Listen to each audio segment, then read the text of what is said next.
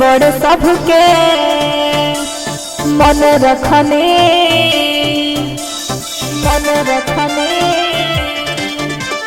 छोटे बड़े सबके मन रखने होलिया में अखिया से हम देखने गई देहिया पकड़ कर लसर गाड़ी दिल चाहे घूरे घूरे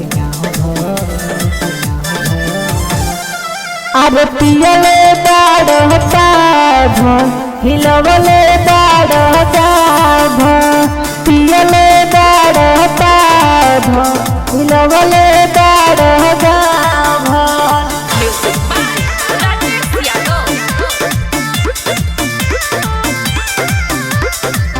कितनो लागे चाहता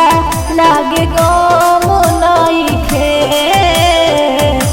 होलिया में केहू से कम नइखे भीतरे से मन करे लाला पियर का रंग परे सुना तारा गाड़ी तो शरम नइखे हो शरम नइखे सभे प्यारा बाहू हे नारा बाहू रंग डाले देख पूरा अरे पियले बाड़ता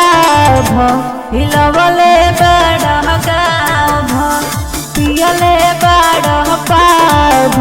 हिलवले बाड़ता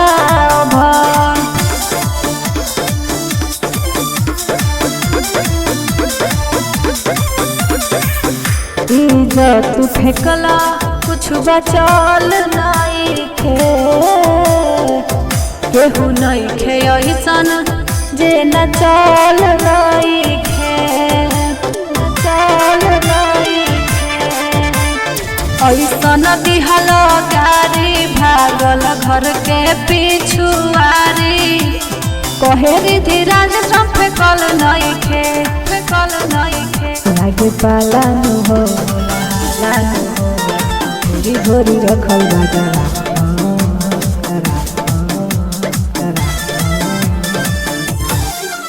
अरे पियले बाड़ता हिलवले बाड़ता पियले बाड़ता हिलवले बाड़ता